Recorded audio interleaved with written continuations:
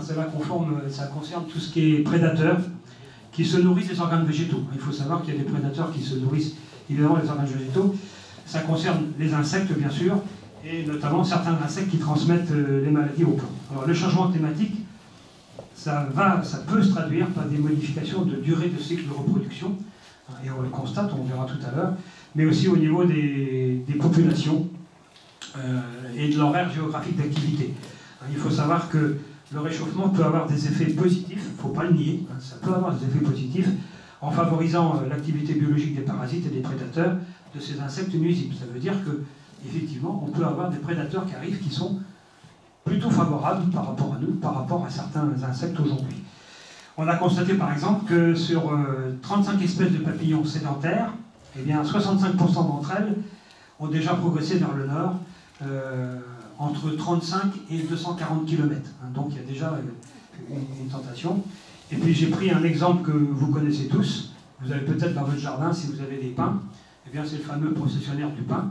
Eh bien en 2003, je vous évoquais tout à l'heure cette fameuse climatologie, eh bien, elle a permis justement l'installation du processionnaire du pin. Et donc ça c'est un des facteurs, parce que les températures étaient anormalement élevées entre juin et août, et il s'est vraiment installé par rapport à ça. Pour ce qui est de la vigne, il y a plusieurs, on pourrait aller sur plusieurs thèmes, mais je vais prendre le cas des vers de grappe. Voilà, ces petites bêtes-là. Alors bon, il y en a 3, là je vous en ai mis 2. Alors on les a déjà depuis quelques années, mais ces vers de grappe, on a jusqu'ici en général 2 générations. Et effectivement, avec le réchauffement climatique, on peut penser qu'on peut arriver à 3 générations. Quand on a 3 générations, c'est qu'il y a 3 cycles. Et notamment, le dernier cycle, il peut se situer début septembre.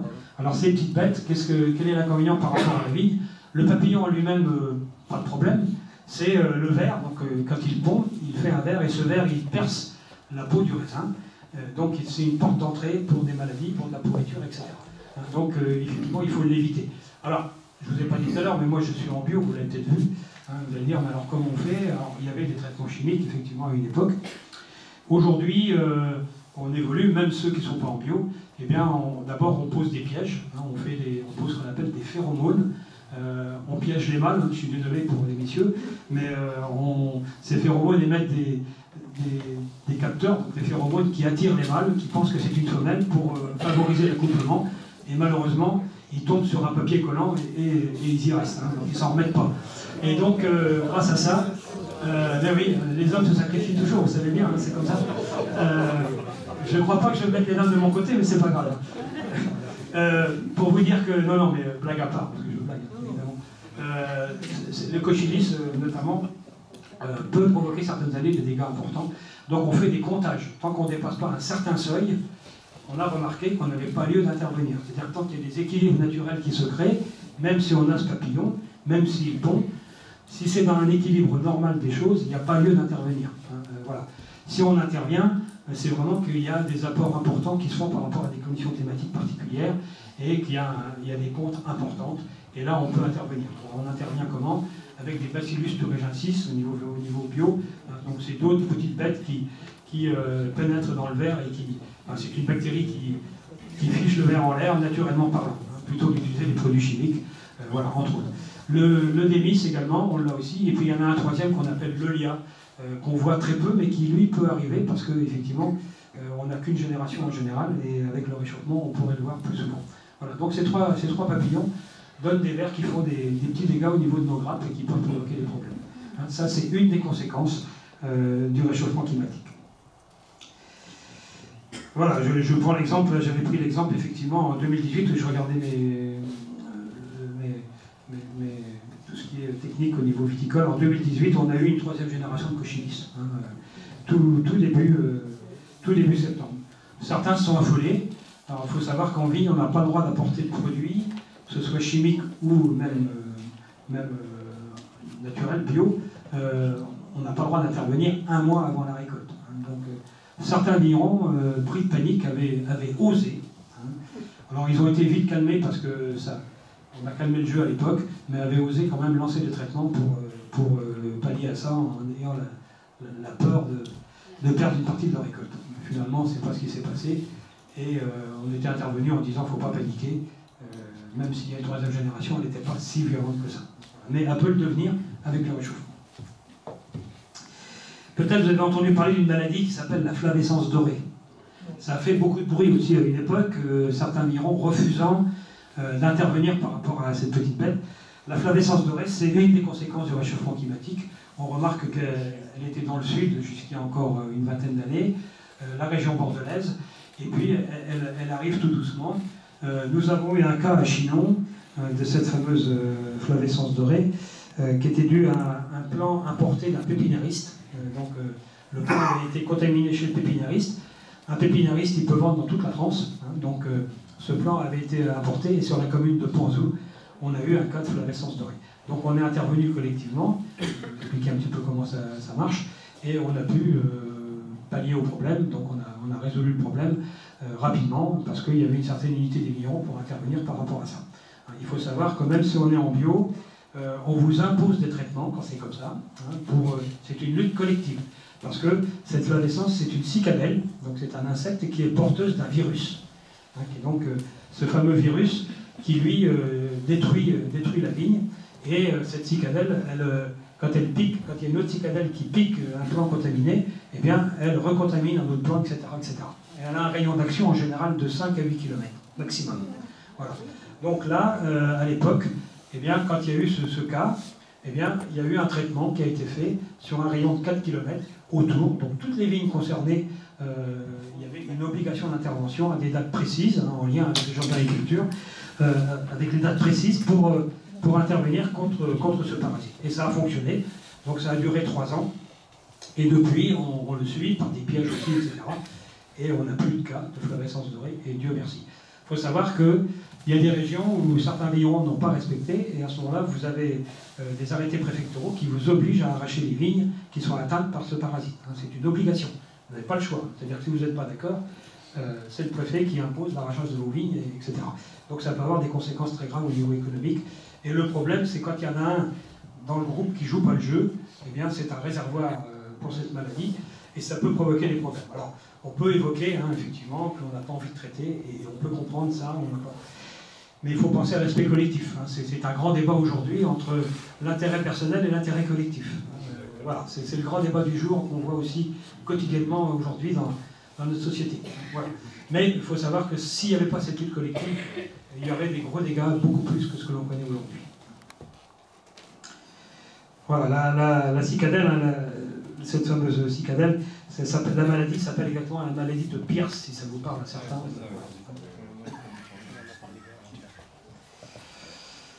Voilà, effet sur les champignons pathogènes. Bon, je vous ai pris les maladies que l'on a aujourd'hui, les mildiou oïdium qu'on connaît bien. Voilà, donc ça donne ça, donc c'est un champignon. Ces maladies, il faut savoir que c'est arrivé à peu près vers les années 1830, c'est suite, on parlait du phylloxéra tout à l'heure, il est arrivé de la même façon.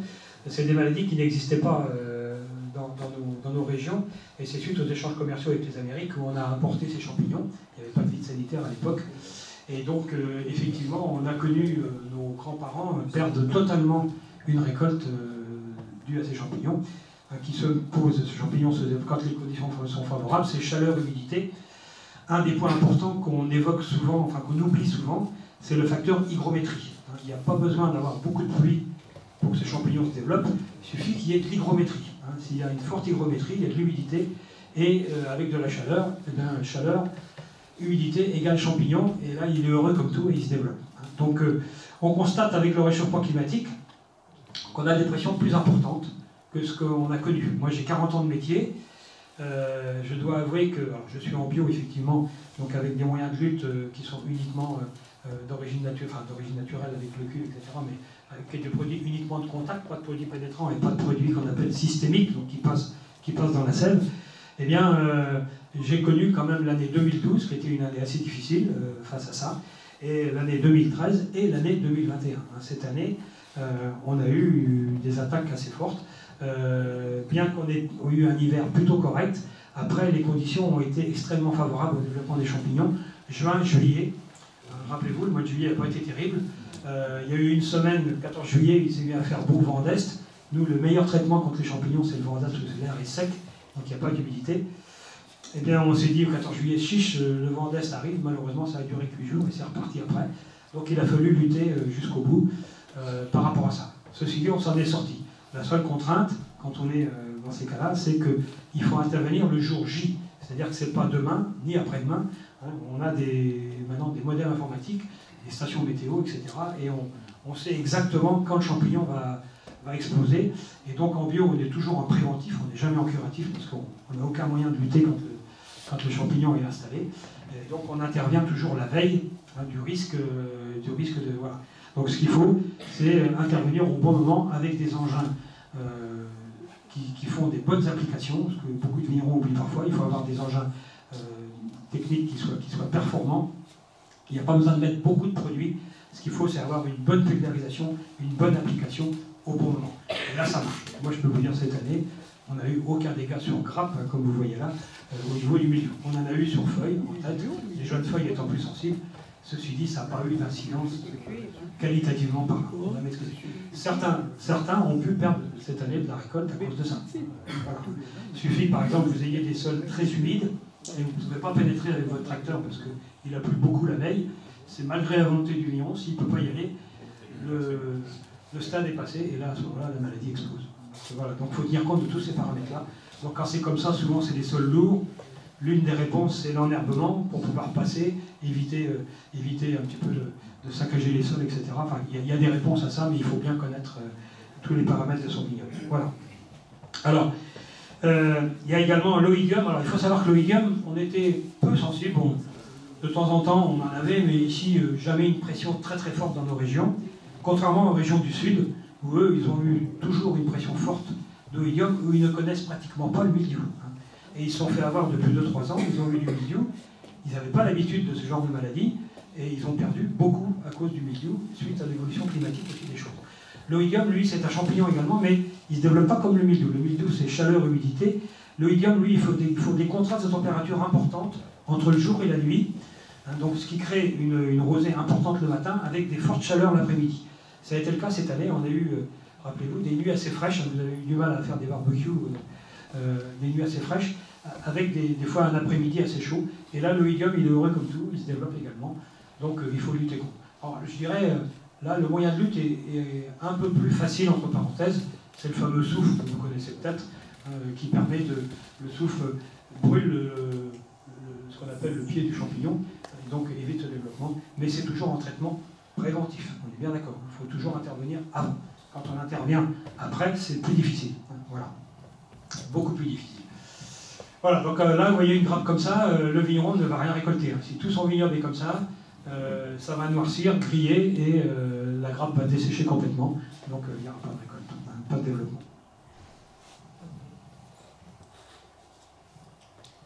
Voilà, j'ai pris ces deux maladies, mais les autres, bon, on n'a pas trop de problèmes jusqu'ici par rapport à d'autres champignons, mais il faut savoir quand même que il peut arriver des insectes ou des maladies des pays d'Afrique ou ailleurs. Je vous parlais des cicadelles tout à l'heure, il peut y avoir des cicadelles qui arrivent d'autres pays aujourd'hui avec des conditions plus favorables, donc il faut toujours être à l'affût. Je lisais ce matin qu'il y a un frelon, pas asiatique, mais un autre frelon qui est arrivé dans le sud de la France, là, qui apparemment est assez dangereux pour les abeilles. On l'a vu pour la première fois cette année. Donc, voilà. Voilà, alors après, comment s'adapter, comment lutter contre ce réchauffement?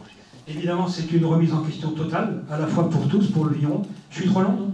Ça va? Je vais raccourcir, ça va aller vite maintenant. Il a tout repris. Voilà, donc ça implique des choix techniques.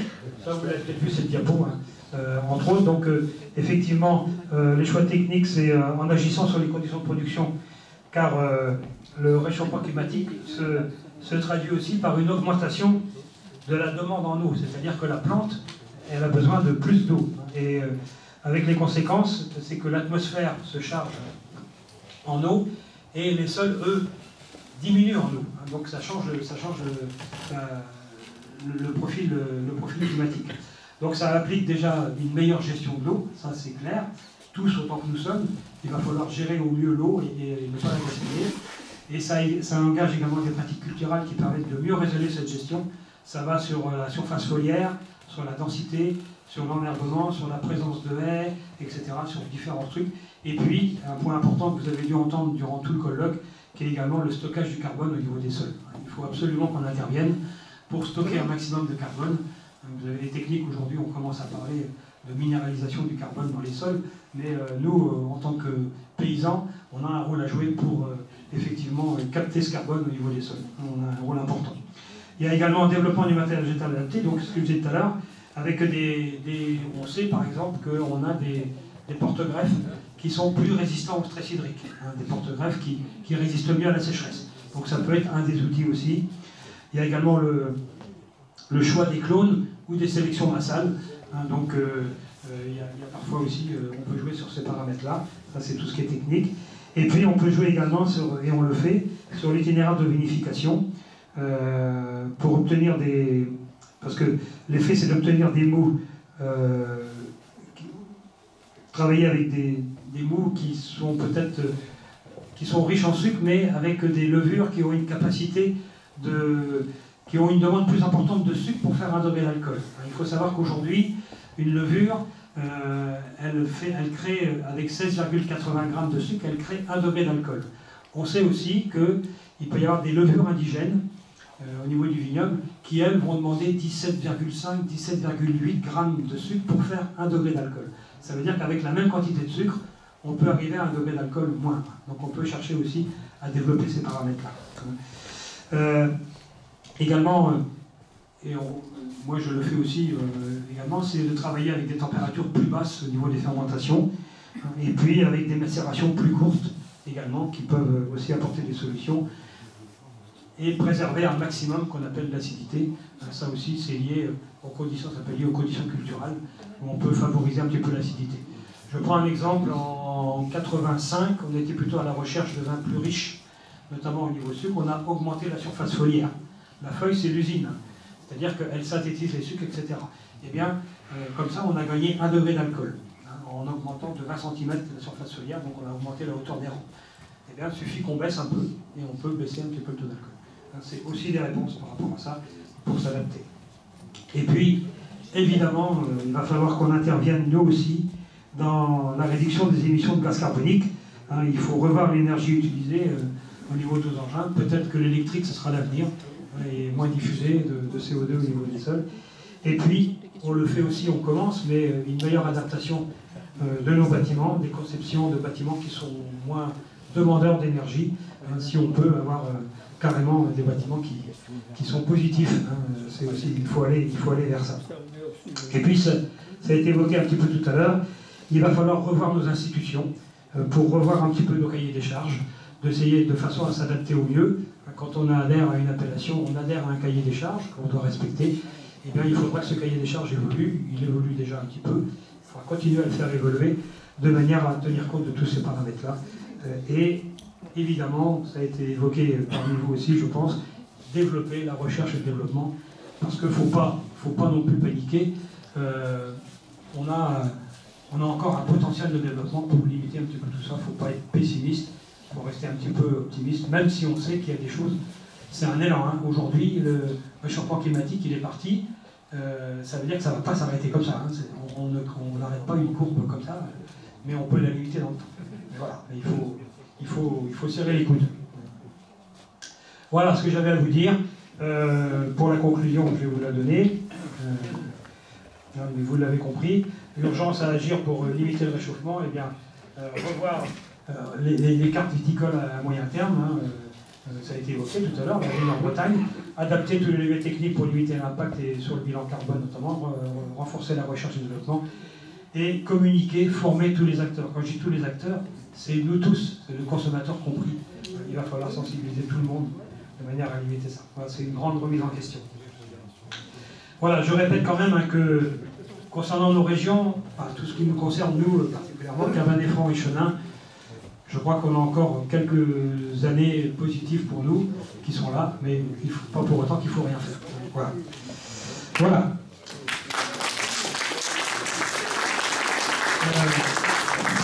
Merci beaucoup. S'il y a des questions, on pourra. Puis je vais vous donner une petite clé pour présenter mon vignoble, parce qu'on m'a demandé de vous présenter mon vignoble. y a une petite vidéo qui va vous être passée.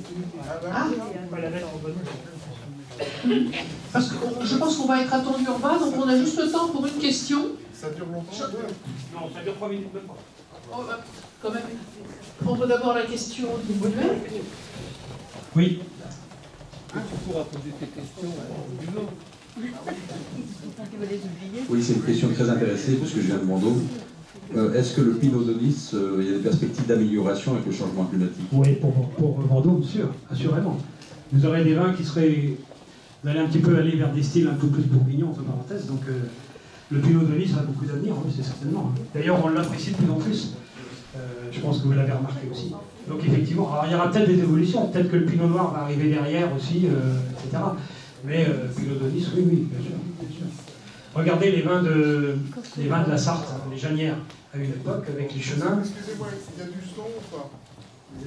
Normalement, il y a du son. Mais je sais pas. Voilà, quand même. Ok. Non, mais ça reste... Voilà, donc oui, monsieur. Moi j'ai juste une question. Est-ce que vous, le changement climatique depuis 2009 que vous êtes, installé sur votre exploitation, vous a imposé de changer votre itinéraire technique ou de travaux du sol? Oui, et bien c'est sûr. dans quelle mesure? Dans beaucoup de points. On a limité l'enherbement. À une époque, on était enherbé assez largement. Donc ça, par rapport à des phénomènes de sécheresse et par rapport à des phénomènes de libération hydrique un petit peu. Donc certaines vignes sont plus du tout enherbées, d'autres sont enherbées un rang sur deux. Ça, c'est par rapport au comportement végétal. Ça. Et puis, c'est en 2009 où on s'est mis en bio, là où on a franchi même en biodynamie pour stimuler, pour essayer que le végétal réagisse le mieux possible par rapport à tous ces paramètres pour lutter le mieux possible par rapport à ça. Donc oui, bien sûr, une grosse évolution. Si c'est terminé, oui, autrement. Pouvez-vous simplement nous préciser les moyens que vous utilisez concrètement pour lutter contre le gel? Oui, alors ça va prendre 2-3 minutes. Il y a plusieurs moyens pour lutter contre le gel. Il faut savoir, un des moyens le plus efficace, d'abord, il y a deux types de gelée. Il y a ce qu'on appelle la gelée noire et la gelée blanche. La gelée noire, pour expliquer, c'est une masse d'air très épaisse qui arrive du Groenland ou des pays nordiques et qui, elle, ça veut dire que l'air qui est à 30 mètres au-dessus, 20 mètres au-dessus, est aussi froid que l'air qui est en bas. La gelée blanche, c'est une autre gelée, c'est par un phénomène de rayonnement. Donc ça veut dire que quand vous êtes en limite le matin, vous êtes à plus 1, l'effet évaporation qui se fait au niveau du sol par le rayonnement lunaire et puis solaire qui peut arriver, eh bien, provoque un refroidissement et vous pouvez arriver au point de cristallisation. Donc cette gelée-là, elle est assez facile à lutter, parce que là, on utilise des moyens de ventilation, donc vous avez peut-être vu des tours à vent dans les vignes, donc on prend l'air qui est en haut, qui est plus chaud, et on l'amène en bas, et en même temps, on assèche le feuillage, ce qui limite le point de cristallisation. Donc ça marche relativement bien. L'autre technique, c'est aussi d'apporter des fois de la chaleur, donc c'est des bougies, vous avez dû voir des émissions où vous allez voir des bougies dans les vignes qui étaient allumées la nuit, pour apporter des calories, tout simplement. Donc, par contre, il faut bien gérer ces calories, parce que ça coûte cher. Il faut savoir, pour remonter d'1 degré sur 8 heures, ça vous coûte à peu près 2000 € de l'hectare, pour remonter d'1 degré. Donc, il ne faut pas trop gaspiller quand même, il faut faire attention. Donc là, on gère, on allume 1 sur 2, 1 rang sur 2, et on rajoute des bougies quand il faut. Enfin, bref, donc là, c'est un travail un peu petit temps, mais ça marche pour les petites parcelles. Le moyen le plus efficace, que ce soit gelée noire ou gelée blanche, alors pour la gelée noire, quand ça arrive, les moyens de ventilation assèchent, mais n'apportent pas de chaleur. Donc à ce moment-là, on apporte des grosses bougies, et cette fameuse tour a réparti de la chaleur. Et quand je vous disais tout à l'heure qu'il y avait un effet collectif, sur Chinon, au niveau de la vallée de la Vienne, nous avons 45 tours. Donc on a fait une QA qu'on appelle, c'est-à-dire qu'on s'est mis en collectif, et on a mis des tours. Donc il y a un effet important, un effet de masse qui se fait, de mouvement important, et c'est peut-être ce qui nous a sauvés cette année au niveau du gel. Parce qu'une tour seule n'a pas le même effet que 40 tours cumulées, parce que ça fait un vrai brossage partout. Voilà. Donc ça c'est important. Et puis la dernière technique qui marche à 100%, quel que soit le degré, la chute de température, c'est l'aspersion. Vous avez dû voir ça. Ça vous fait des glaçons. En fait, un bourgeon de vigne gèle à moins 1,5 en conditions hygrométriques optimum. Si l'air est sec, il peut ne pas geler à moins 3, mais si vous avez 90% d'hygrométrie, à moins 1,5, votre bourgeon y gèle. Donc le but, c'est d'apporter de l'eau avant que le point de classification arrive, et dès que 0, il se forme un cristaux autour du bourgeon. Et par contre, il faut alimenter en permanence en eau pour que le glaçon reste à 0 degré. Donc il protège le bourgeon. Et ça nous fait des stalactites, des photos assez spectaculaires. Ça, c'est hyper important. Simplement, il faut une réserve en eau importante.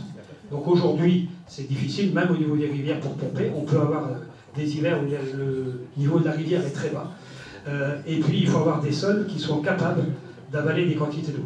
Il faut savoir, quand on lutte, même s'il y a aujourd'hui des progrès, il faut apporter à peu près 30 mm d'eau à l'heure, par hectare. Donc c'est beaucoup. Alors on a des nouveaux techniques, on va peut-être descendre à 20 mm, mais c'est quand même beaucoup d'eau. Donc lessivage des sols, matière organique, etc. Il faut en tenir compte après. Et ça fait des facteurs favorables aussi, plus favorables pour le mildiou que je vous évoquais tout à l'heure, les champignons, etc. Mais quand il faut sauver, il faut sauver. C'est sauf qui peut. Voilà. Voilà pour les réponses. Merci beaucoup, je pense qu'on... Voilà, vous allez voir un petit peu, ça c'est une vidéo qu'on a fait. Dans le Val-de-Loire, nous avons la chance d'avoir un vignoble qui est plus que millénaire, avec deux cépages réputés, dont l'un est le Cabernet Franc, qui représente 97% de la production, un cépage rouge, et un autre cépage blanc, qui est le Chenin blanc, qui représente 3% de la production. Nous sommes tout près de la forteresse de Chinon, donc à 2 km à vol d'oiseau. Le domaine de Noiret était déjà très réputé au XIIe siècle, lorsque l'un des rois, Henri II Plantagenet, roi d'Angleterre, est venu dans la région. Ensuite, plusieurs rois sont passés ici, et donc évidemment ça a créé une activité pour le vignoble qui a favorisé son développement au fil du temps. C'est un domaine actuellement qui représente 16 hectares de vignes. Nous avons la chance d'avoir 3 types de sols avec le même cépage, ce qui donne une très belle diversité et originalité. Les argiles qui donnent un vin croquant gourmand sur le fruit, les calcaires qui donnent des vins beaucoup plus complexes, un peu plus tanniques et qui ont une belle capacité de vieillissement, et les graves qui donnent des notes de fruits noirs avec une très belle souplesse en bouche.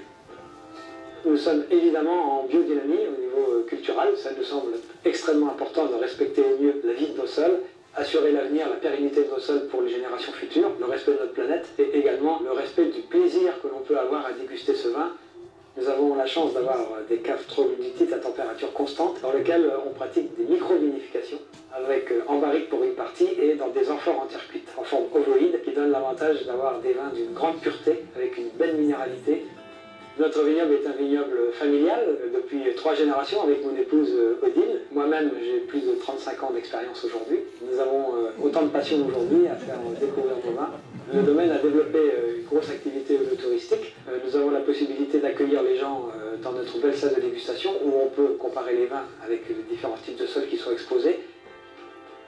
Nous proposons également des balades dans le vignoble avec nos 2 chevaux afin de faire découvrir au mieux notre patrimoine, la géologie, en lien avec l'histoire et la gastronomie.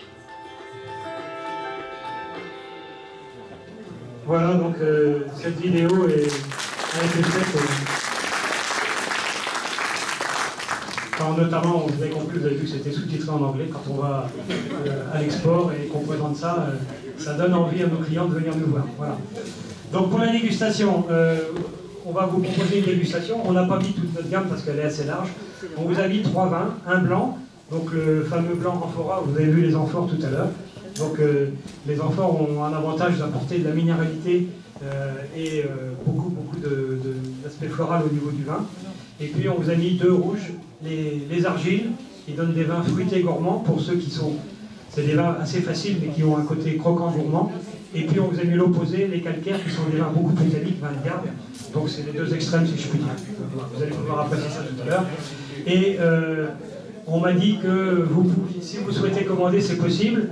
Et vous pouvez passer commande et on reviendra vous voir demain matin pour vous livrer la marchandise entre 10h30 et 11h.